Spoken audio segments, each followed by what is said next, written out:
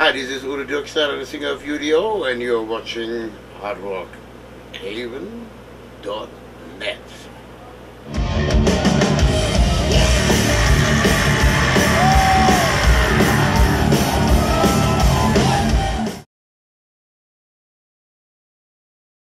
All right. Well, we've got the one and only Udo Dirkschneider here, here at the stop in Cleveland, Ohio.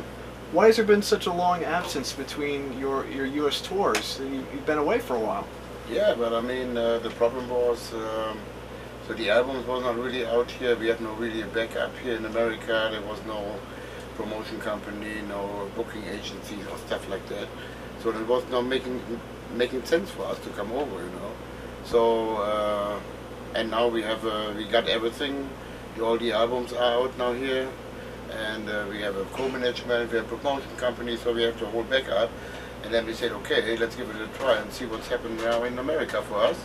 And so far the tour went, you can say, quite good. Great. Well, you've got a new album coming out soon. Yes. Steel Hammer. Yes. I believe June in the States. It's coming out in May, middle of May. Okay. Yeah. All right. Is this small run of dates? I know it's called the Steel Hammer Tour. Is this run of dates kind of a testing the waters here in the States? No. What we only play the single. There's a single out here in America of the new album. It's called Metal Machine. So we play this song live. It works very well so far. And now what we are doing now is like we make a mix up of all of the U.D.O album. And so of course we have to play also a couple of accept songs, and yeah, and that to present a new album is too early. I mean, we also in Europe now, when we do the festival, they only play 2 songs of the new album. So that will be the real Steel Hammer tour start in the middle of September in Europe. So now it's like a U.D.O best of show in a way. So you also have a bunch of reissues of some of your U.D.O albums. Yeah. So is this kind of supporting that? Yeah, as well? to be supporting this. Yeah. Is Stefan on Steel Hammer? No. Did he produce it or no. involved? I mean, no. He when we decided that it's better for him to stop about his health problem, then he said, okay, this time give me a break. I have to see what I want to do, and he's moving with his studio, and he wants to be more involved in video production. And then he said, I don't want to be involved in this album songwriting wise, and also not being the producer on this album. So then I started writing the songs together with Fitty, and it worked out very well. So we worked the whole album together.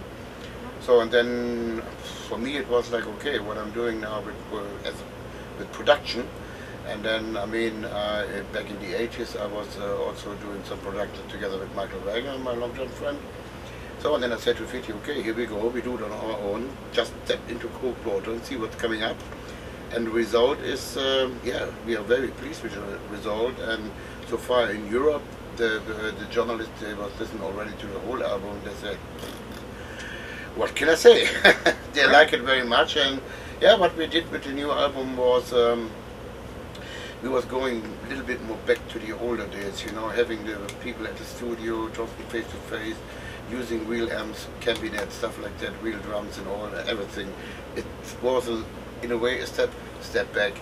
And yeah, and I mean, the result of the album is it's more down to earth and has more a live feeling.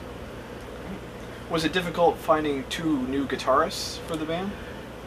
Not really. I mean, it was not planned to have 2 new guitar players. So I mean, we had over 300 demo tapes coming in, and we was asking for a guitar player to replace Stefan Kaufmann. So and then the first guy was Andrei Smirnov from Russia. So and then he came just for an audition to Germany at the studio, but he stayed there, not playing the whole album. So Igor was not available. He was, he had a time problem. So, you know, he was doing, in my opinion, he was doing a little bit too much. And so, and then we said, he has no time to come to the studio and this and blah, blah, blah. And then we said, okay, then somebody else is playing the whole album. So, and then in the beginning of this year, then he came up and they said, yeah, U.D.O is going bigger and bigger, touring more, and I don't have the time anymore to do this. I have side projects going on and blah blah blah. And then I said, okay, we said, Igor, you are sure you want to throw away everything after 15 years, U.D.O? But he made his decision, so then we had the problem to find very quick a second guitar player.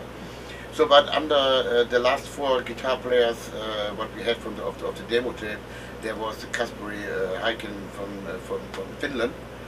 So we gave him a call. Here we go. 1 hour later, we had a second guitar player. So that means, in a way, we are very lucky. Great, great.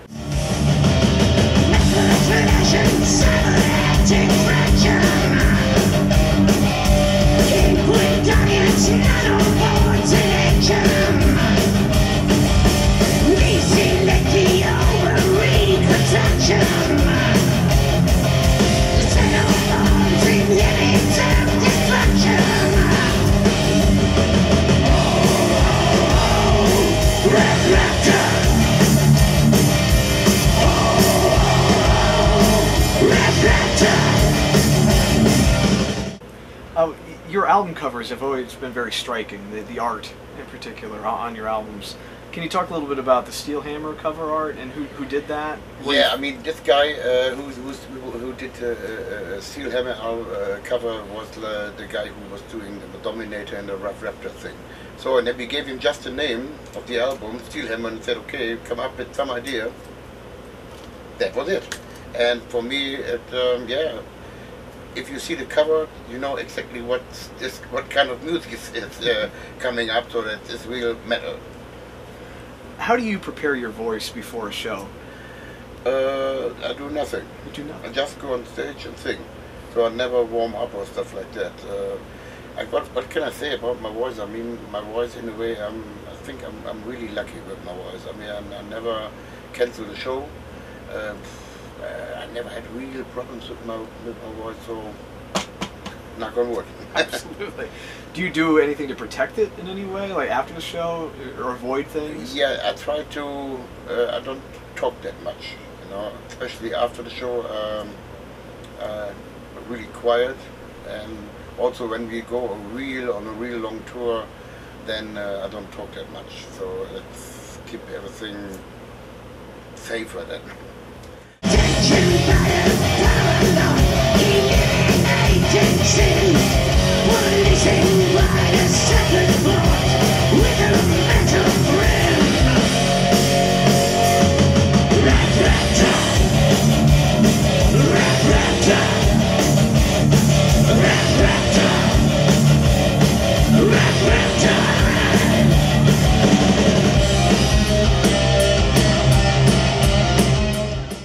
Your old friend Doro recently visited Columbus, where we're from. Oh yeah, Doro. And she made mention of you and the song that you sang together.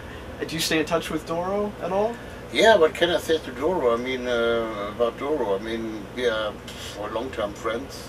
I mean, I know Doro, she was not in Warlock before she was in Warlock. And yeah, I mean, it was always like a wish that we do a song together, so then we did Dancing with an Angel together, and I was singing a song on her orchestra album. We did a cover version of Breaking the Law together. So, I mean, maybe there's something coming up in the future. We're always talking about to do maybe an EP, 5 or 6 songs, doing together as a duet. We will see. But at the moment, she's busy, I'm busy, so we will see. Well, what do you think of being called a metal legend? Is that embarrassing at all, or what are your thoughts on that? The what? When people call you a legend in metal, yeah. What are your thoughts? Yeah, I'm not the kind of guy saying, hey man, right? I mean, of course it makes you proud. That means that you did something in this business, and I know that I inspire a lot of people, especially also with Accept. I mean, we inspire a lot of bands, also in Europe and also in America, I know that. Yeah, what can I say? In a way, it makes you proud. What is it about touring and performing that still has you doing it today? Yeah, I mean, I'm now 61 years old. It's just numbers, I always say. The thing is like how you feel inside. And now, I mean, for me it's still fun to do this. And I like to be on tour. I like to still record albums. So, I mean, I think for me the most important thing is that I still have fun to do this. What is it about touring in the United States that you enjoy the most? Yeah, I cannot read. We just do a short tour. I mean, it's not that big difference as it was when we was here for 12 years ago. We're doing clubs, and I think the scene is not that it was in the 80s. It's different. But we will see. I mean, maybe we can build it up. And I mean, I like to tour in America. It's still fun. Great, great. What is the most annoying accept question that people ask you? The most aggravating question you just wish you'd stop hearing? Why you are not doing the reunion? I mean, come on. I did it once, and it doesn't work out. And so, I mean, when they start doing the reunion 2 years ago, or whatever it was, and of course they was asking me, but we had a long talk and email conversation about this. But then in the end, I think it was the best for me. I said, no guys, there was a lot of things going on, but I don't want to go too deep in this. And then I said in the end, no guys, sorry, but I wish you all the best. But can say I'm quite successful with U.D.O, and I don't want to throw this again away. So now the people have two bands. They're in a way doing the same music. So now they can hear Ball to the Wall twice. There you go. So win-win. Yeah, win-win situation. What are your future plans for 2013? You kind of hinted at the Steel Hammer tour really kicking in over the summer, but yeah, I mean, now we start doing the festival at the beginning of May until the middle of September. There will be a lot of festivals like Rock Hard. We do a metal ship going on in Europe from the Wacken guys, and then we do a Rock Hard festival. We do a Grass Pop. There are really big festivals, and festival in Czech Republic, Sweden, Finland, Ukraine, and so on. That it's not so much festivals what we're doing over the summer, but then we started nearly 3.5 month European tour. It will be a really long one. Is there anything you'd like to say to U.D.O fans out there that may be watching this? What can I say? I mean, I'm happy to be back in America, and hopefully we're coming back next year. But it looks, I know it already. Looks very good that we come next year and doing a longer tour in the U.S. Well, Udo, thank you so much for your time. It's been an absolute pleasure. Thank you again. Okay.